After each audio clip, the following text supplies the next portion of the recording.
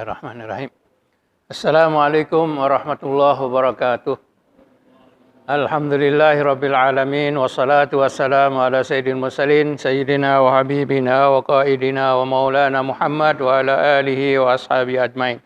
Subhanaka la ilma lana illa ma 'allamtana innaka antal alimul hakim. Allahumma 'allimna ma yanfa'una wanfa'na bima 'allamtana wazidna ilman yanfa'una birahmatika ya arhamar rahimin. Rabbana shrah lana sudurana wa yassir lana umurana. Allahumma arinal haqqa haqqan warzuqna ittiba'ah wa arinal batila batilan warzuqna tinabah wa la taj'alhu multabisan alaina fanadil waj'alna lil muttaqina imama. Allahumma la sahla illa ma ja'altahu sahla wa anta taj'alul hazna idza syi'ta sahla. Amin. Amma ba'd.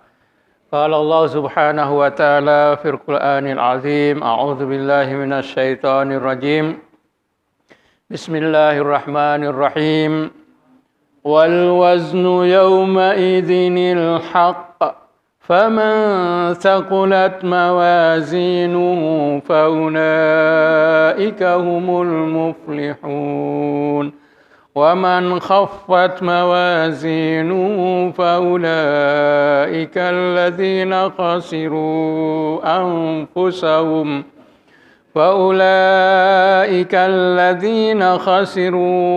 أنفسهم بما كانوا بآياتنا يظلمون صدق الله العظيم.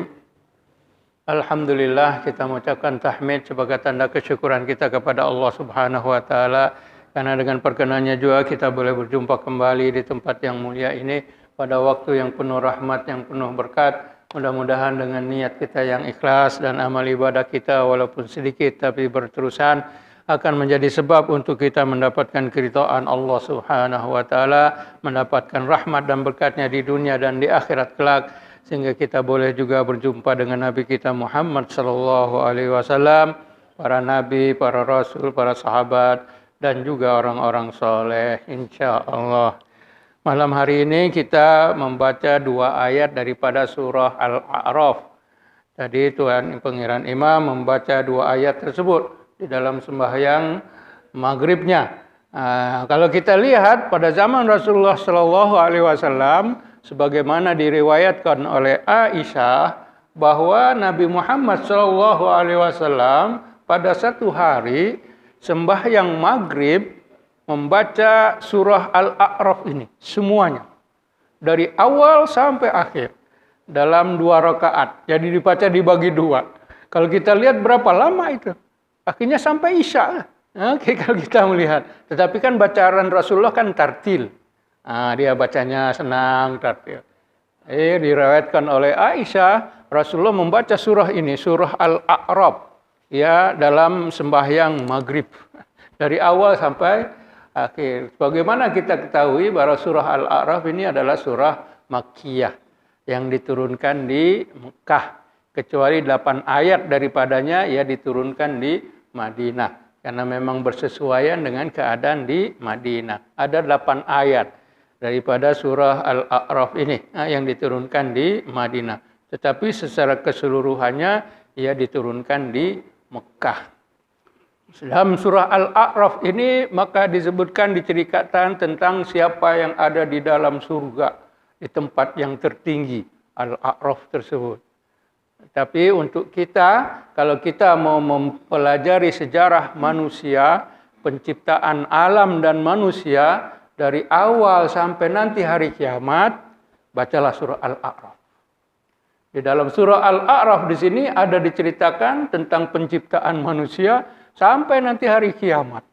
Secara detail dan berurutan. Dimulai dengan penciptaan Adam, kemudian Nabi Nuh, Nabi Hud, Nabi Saleh, Nabi Ibrahim, Nabi Lut, kemudian sampai kepada Rasulullah Isa alaihissalam, kepada Nabi Isa alaihissalam secara berurutan di dalam surah Al-A'raf. Kalau kita lihat surah Al-A'raf ini adalah surah tentang sejarah manusia dari sumber yang paling autentik, sumber yang paling sah, yaitu firman Allah Subhanahu wa taala. Tidak ada tipu-tipu. Tidak ada buatan siapa, tidak ada. Allah memberitahukan kepada kita tentang penciptaan Adam. Tadi Imam membaca ayat pertama tentang penciptaan Adam alaihissalam. Sampai kepada Nabi Isa. Ceritanya secara berurutan. Nah, kita melihat. Nah, yang kita mau di sini yaitu dari ayat 8 sampai ayat 9. Dalam ayat ini dikatakan mafhumnya wal waznu yauma idzinil haqq. Bahwa timbangan amal pada hari kiamat nanti adalah benar. Artinya Allah menciptakan timbangan. Yang mana timbangan tersebut untuk menimbang amal manusia. Yang baik dan yang buruk. Allah menciptakan timbangan tersebut. Karena timbangan ini adalah salah satu daripada makhluk Allah subhanahu wa ta'ala yang sangat besar. Nah, kita sudah tahu bahwa di antara yang gaib, ciptaan Allah subhanahu wa ta'ala adalah arash. Nah, arash singgasana Allah subhanahu wa ta'ala. Kemudian kita lihat pernah sebut tentang qalam, pena Allah subhanahu wa ta'ala. Begitu juga tentang lauh mahfuz. Itu ciptaan Allah subhanahu wa ta'ala. Kemudian kita juga melihat adanya kursi. Wasi'a kursihu samawati wal ard. Dan juga kita lihat ada al-mizan, timbangan. Dalam surah Ar-Rahman ada dikatakan wa rafa'aha wa wada'al mizan. Dan telah Allah mengangkat tinggi langit dan telah menetapkan timbangan al-mizan. Kenapa mesti ada mizan? Karena sebagaimana kita tahu bahwa Allah adalah Maha Adil. Jadi kalau tidak ada mizan, tidak ada timbangan, bagaimana manusia beramal kemudian dikira? Misalnya Allah Subhanahu wa ta'ala suka sama si E. Nah, tidak ada timbangan, dia masukkan surga. Tidak ada timbangan, dia masukkan surga. Atau dia tidak suka sama si B. Akhirnya dia masukkan ke dalam neraka. Kalau begini disebutnya apa? Zulm, aniaya. Sedangkan Allah laisa bidzallamin lil abid. Allah Subhanahu wa ta'ala sama sekali tidak menganiaya hamba-hambanya. Akhirnya diperlukan nanti untuk diperlihatkan kepada manusia bagaimana timbangan tersebut. Timbangan seperti timbangan yang kita lihat. Ada bagian kanan, ada bagian kirinya. Seperti begitu. Hanya dikatakan luasnya ini bagaimana?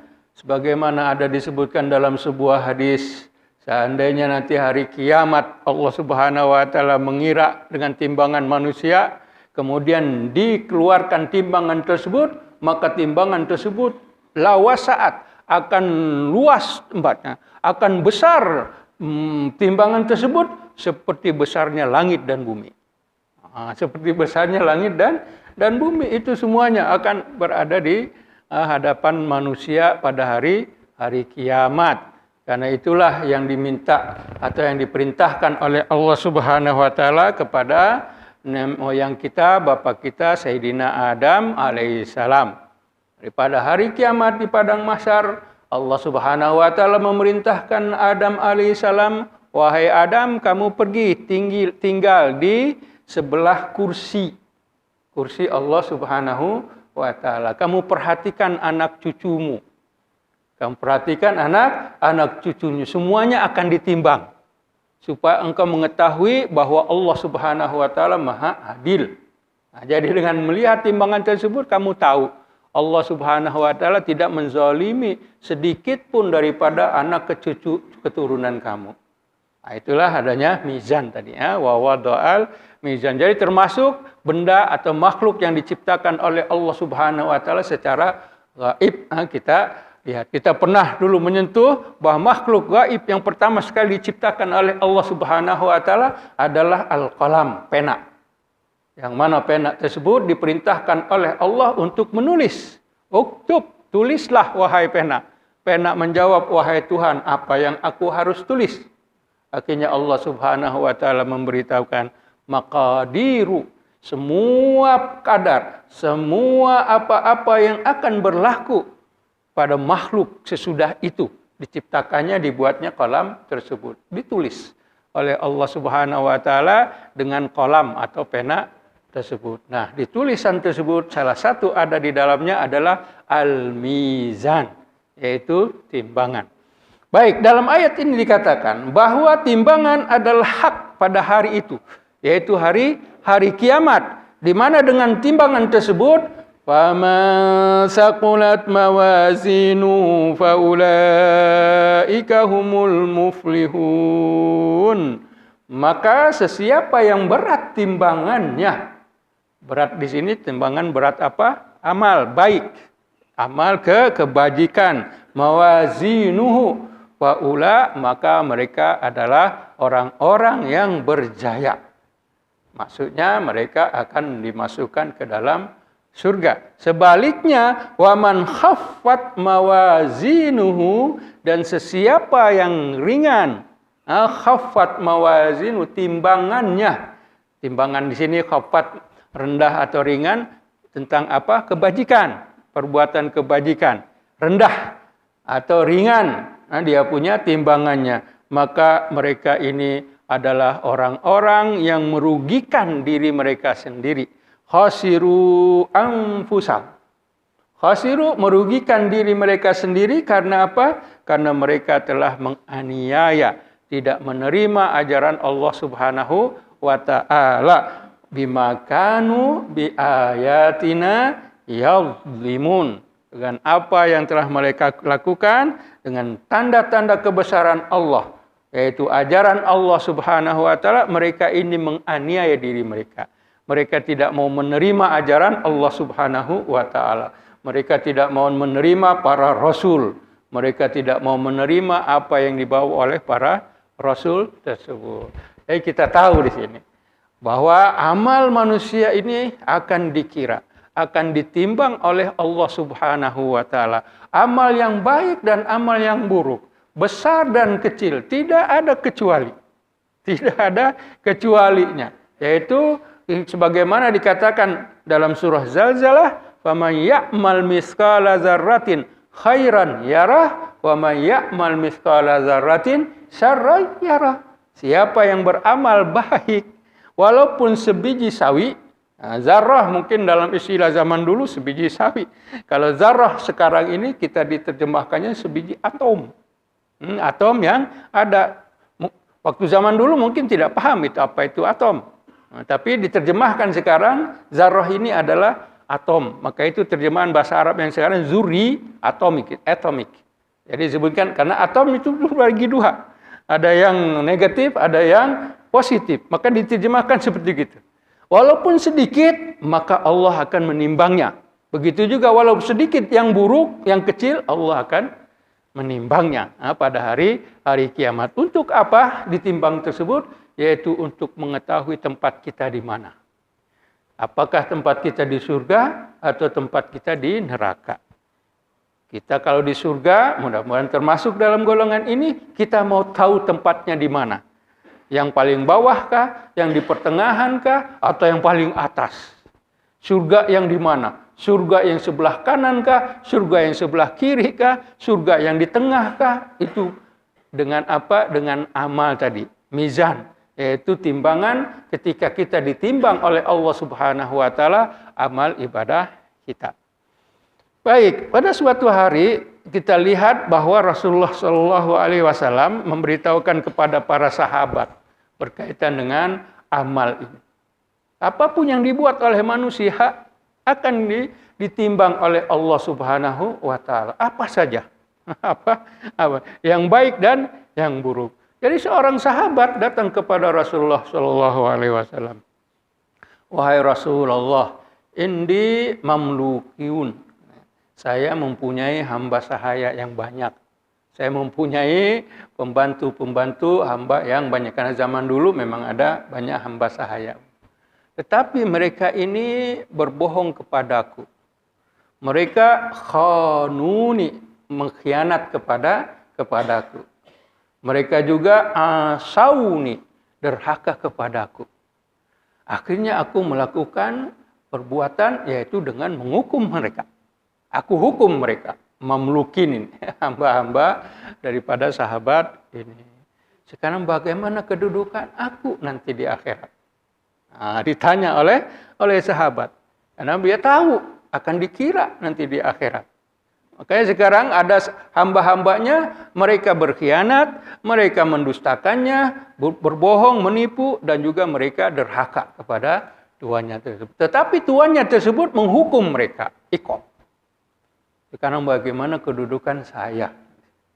Kata Rasulullah Shallallahu Alaihi Wasallam, kita lihat, seandainya kamu menghukum mereka di bawah dosa yang telah mereka lakukan, yaitu mengkhianati engkau, berdusta kepada engkau, dan juga berderhaka kepada engkau, iqab hukuman yang engkau berikan ke atas mereka itu lebih kecil, lebih rendah daripada dosa tersebut. Maka engkau selamat. Karena mereka lebih banyak dosanya. Dengan penipuan, durhaka, dan juga pengkhianatan mereka. Tetapi kalau misalnya apa yang engkau lakukan ini lebih berat daripada apa yang mereka lakukan, maka engkau juga akan berat. Akan ditimbang timbangan tersebut, dan seandainya kurang dari apa yang telah engkau lakukan kepada hamba-hamba tersebut, maka akan diambil dari kebaikan kamu dan diberikan kepada hamba-hamba tersebut. Akhirnya orang ini menangis. Sahabat ini menangis. Bagaimana aku lakukan seperti begitu? Aku tidak tahu mana yang apakah hukumanku lebih berat daripada perlakuan yang mereka lakukan atau tidak? Aku tidak tahu seperti itu. Akhirnya, wahai Rasulullah, saksikanlah oleh Tuhan bahwa aku memerdekakan semuanya. Jadi si Tuhan tadi majikan sahabat Rasulullah Shallallahu Alaihi Wasallam karena takut dia tidak tahu yang mana. Apakah dia lebih banyak berbuat dosanya daripada hamba-hambanya tersebut. Akhirnya dia cakap, aku bebaskan semuanya. Karena Allah Subhanahu wa Ta'ala. Nah, itu yang dilakukan oleh Rasulullah Shallallahu Alaihi Wasallam. Memberitahukan. Manusia mukmin siapa saja. Berbuat baik akan dikira. Berbuat buruk akan dikira. Sama. Kita tidak boleh. Dia berbuat baik terus tidak. Atau tidak dikira yang buruknya, tidak. Dia berbuat buruk terus, tidak dikira yang buat-buatnya, tidak. Dalam hadis juga Rasulullah Shallallahu Alaihi Wasallam menyebutkan, orang zalim, dia melakukan kezaliman, tetapi dia berbuat baiknya akan dikira juga. Akan ditimbang oleh Allah Subhanahu wa Ta'ala. Kecuali orang yang mukmin, yang sebenar-benarnya mukmin. Jadi di hadis disebutkan bahwa pada hari kiamat nanti, Allah Subhanahu wa Ta'ala dana mendekati orang-orang mukmin. Mendekati orang-orang mukmin. Akhirnya diberitahukan kepadanya, wahai fulan, kamu tahu, ingat kamu melakukan perbuatan ini. Al ta'rifu hadza. Engkau tahu tidak perbuatan ini? Akhirnya dia mengakuinya, a'rifu. Perbuatan dosanya. Memang aku lakukan itu, a'rifu. Dia cakap begitu kepada Allah Subhanahu wa Ta'ala. Akhirnya kata Allah Subhanahu wa Ta'ala, aku sudah menghapuskannya.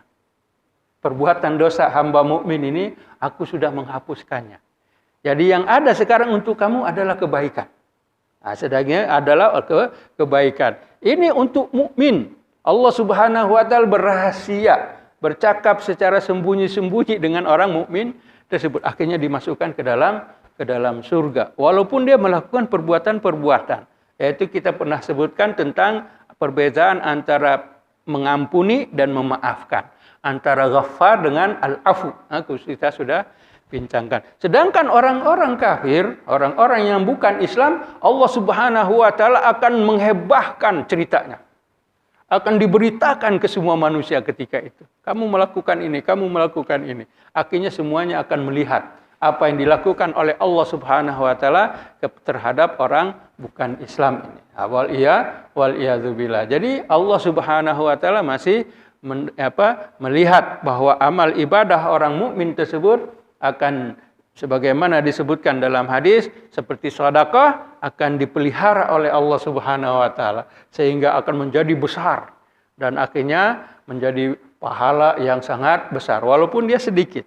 Karena sedekah yang dikatakan dia akan dipelihara oleh Allah dan dijadikan membesar dengan perbuatan sedekah tersebut. Pertanyaannya, kalau begitu, apakah amal manusia ini bentuknya nyata yang nanti akan ditimbang? Ya kan, kalau ditimbang mesti ada barang. Kalau tidak ada barang, bagaimana mau menimbang? Nah, sekarang barangnya tersebut, yaitu amal ibadah manusia. Kebaikankah atau keburukan? Amal tersebut, apakah pada hari kiamat nanti akan menjadi satu barang atau bagaimana? Karena amal adalah abstrak, kita tidak tahu, tidak melihat. Apatah lagi berkaitan dengan puasa. Nah, berkaitan dengan puasa kita tidak nampak. Orang masih sembahyang masih boleh nampak, kita melihat dia sembahyang berjamaah bersama kita. Tetapi secara keseluruhan amal ini tidak nampak. Nah, sekarang bagaimana mau ditimbang? Nah, oleh Allah Subhanahu wa Ta'ala. Dalam perkara ini kita melihat ada 3 pandangan para ulama. Nah, bagaimana Allah Subhanahu wa Ta'ala menimbang amal ibadah kita. Yang pertamanya dikatakan bahwa Allah Subhanahu wa Ta'ala merubah amal ibadah kita ini seperti seorang lelaki. Dijadikan menjadi seperti jasad. Amalnya kita tidak tahu bagaimana apa yang kita lakukan. Tapi kan nanti akan ditimbang. Ketika akan ditimbang, dikatakan amal ini akan dirubah oleh Allah Subhanahu wa Ta'ala menjadi bentuk seperti manusia. Sebagaimana diriwayatkan dalam sebuah hadis Rasulullah sallallahu alaihi wasallam, seorang mukmin ketika dia akan ditimbang di hadapan Allah Subhanahu wa Ta'ala, kemudian ada datang seorang lelaki yang berpakaian bagus, harum dan orangnya bagus. Tersebut. Akhirnya ditanya, "Man anta?" Siapa engkau? Siapa engkau? Akhirnya dijawab olehnya, "Aku adalah bacaan Al-Quran yang kamu baca dulu." Jadi amal tadi, bacaan Quran, beramal. Nah, sekarang bentuknya apa? Tidak tahu. Tapi nanti di akhirat ketika ditimbang, dia dalam bentuk manusia yang bagus, yang elok. Wangi semuanya, mukanya berseri. Nah, dikatakan, "Aku adalah bacaan Quran yang kamu baca dulu. Dan sekarang aku datang kepada kamu akan menolong engkau." Nah, akan menolong engkau. Sebagaimana yang kita selalu sebutkan dalam Ramadan. Karena di dalam Ramadan kan kita selalu ingat dengan 2 hadis. Al-Quran was-saum yasfa'ani li sahibihima. Quran dan puasa akan memberi syafaat kepada yang melakukannya.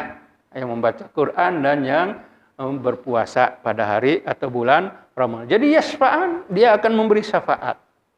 Jadi tidak perlu dijawab. Dikatakan tidak perlu jawab, kamu akan ditanya oleh malaikat, dia yang akan jawab.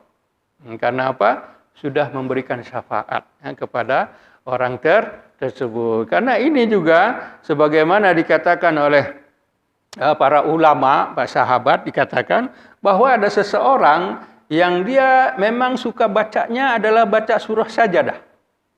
Dia tidak baca surah-surah yang lain Al-Quran. Dia sangat suka membaca surah Sajadah. Alif Lam Mim Tanzilul, yang seperti imam suka baca hari Jumat. Yang sunnah. Jadi dibaca. Dia tidak pergi sana kecuali baca surah Sajadah. Kenapa? Dia suka sekali dengan surah Sajadah. Nah, pada hari dia meninggal dunia, kemudian sahabat ulama di sini bermimpi berjumpa dengannya. Bermimpi berjumpa dengan orang itu. Tetapi diketahui orang ini adalah orang yang nakal, orang yang jahat. Perbuatannya tidak islami. Perbuatannya banyak melakukan perbuatan dosa. Tapi dia suka membaca sajadah. Membaca surah sajadah. Ketika malam tersebut diberitahukan bahwa orang tersebut yang meninggal dunia, yang sentiasa membaca sajadah, walaupun dia orang jahat, orang yang tidak baik, tetapi ketika dia akan ditanya oleh malaikat, kemudian datanglah lelaki yang bagus, yang handsome, yang elok. Kemudian dikatakan bahwa saya adalah surah sajadah. Saya surah sajadah yang sentiasa kamu baca. Dan saya akan menolong engkau. Saya akan menolong engkau. Itu tersebut. Ini dibentukkan. Ini yang pertama. Pendapat ulama yang pertama bahwa amal tersebut dibentuk, dijadikan seperti benda. Makanya ditimbang tersebut dia akan membela. Diberatkan. timbangan tersebut. Yang keduanya dikatakan bahwa amal ibadah kita ini pada hari kiamat dia dalam bentuk buku, laporan, dalam bentuk sijil, sijil, yaitu laporan. Di mana laporan tersebut akan disimpan di kiri atau di kanan. Yang lihat. Yang ini sebagaimana diriwayatkan dalam sebuah hadis, Rasulullah Shallallahu Alaihi Wasallam memberitahukan kepada kita, nanti pada hari kiamat ada seseorang di antara kamu, dia akan ditimbang di hadap Allah Subhanahu Wa Taala. Di hadapannya ada 99 buku catatan. Ada 99 buku. Satu bukunya dikatakan madal basar, sepanjang dia melihat. Nah, misalnya dia lihat dari sini ke tempat yang lain, dari situlah buku besarnya. Ini ada 99. 99 buku, karena mungkin dia hidupnya panjang. Selepas itu akhirnya diberitahukan kepadanya oleh Allah Subhanahu Wa Taala, engkau tengok ini buku, apa yang ada di dalam buku ini. Karena dia beriman, dia mengakui. Dia mengakui tidak apa yang ada di dalam buku semuanya merah. Dia dilihat timbangannya ada sesuatu yang tidak baik. Apa yang dikira? Iya Tuhan, aku mengakuinya bahwa itu adalah semua yang dilakukannya. Jadi ini terserah kepada Allah Subhanahu Wa Taala bagaimana saya akan dihukum oleh Allah Subhanahu. Tetapi kata Allah Subhanahu Wa Taala, intazir, tunggu sebentar. Engkau tidak akan dianiaya. Sebagaimana di dalam surah, di dalam ayat ada disebutkan, la tuzlamu nafsun bima. La tuzlamu nafsun, tidak sama sekali akan dianiaya. Kamu dikeluarkan oleh Allah Subhanahu Wa Taala satu kat yang kecil. Dalam riwayat yang lain itu seperti jari jemari, ada katnya. Itu mungkin bahasa kita sekarang ini chips, yang kecil gitu kan. Jadi seperti jari jemari. Akhirnya tadi sudah penuh nih 99, dia begitu luas besar. Artinya timbangannya dia memang masuk ke neraka. Timbangan daripada perbuatan tersebut.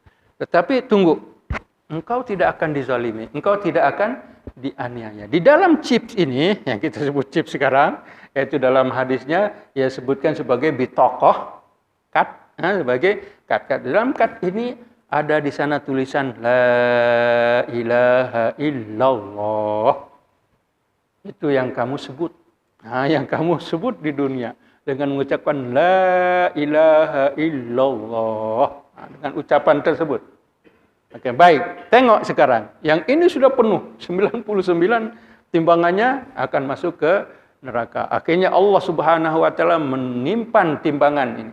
Katnya tadi, chip tadi di sebelah kanan. Ketika disimpan, berbalik.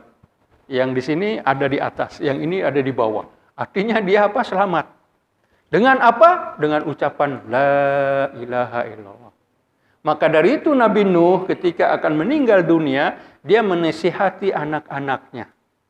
Wahai anakku, sebelum aku meninggal, aku menasihatkan kepada kalian 2 nasihat yang kamu mesti lakukan dan 2 nasihat yang mesti kamu tidak lakukan. 2 perkara yang wajib engkau lakukan dan 2 perkara yang kamu mesti jauhi. Perkara tersebut.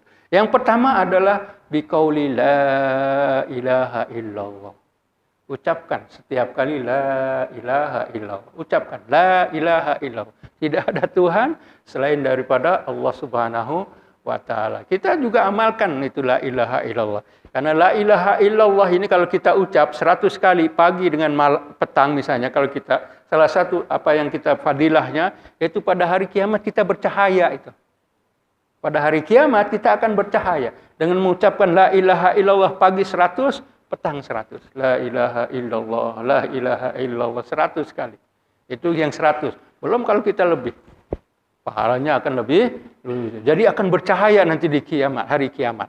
Di padang mahsyar dia akan melihat, ini orang yang selalu membaca la ilaha illallah. Dengan cahayanya. Lain dengan yang wudu. Kalau yang wudu kan huruf muhajjalin. Semuanya sinar-sinar yang ada di tangannya, kakinya, mukanya, wajahnya, sinar. Tetapi ini cahaya. Dengan mengucapkan la ilaha illallah. Kata Nabi Nuh. Yang keduanya, jangan juga kamu lupakan dengan subhanallah wa bihamdih. Ucapkan itu, subhanallah dengan tasbih. Jangan lupa, dua.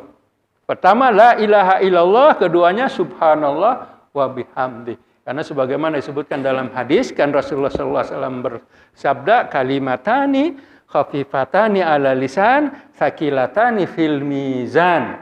Dua kalimat yang mudah diucapkan oleh lisan, tetapi berat timbangannya.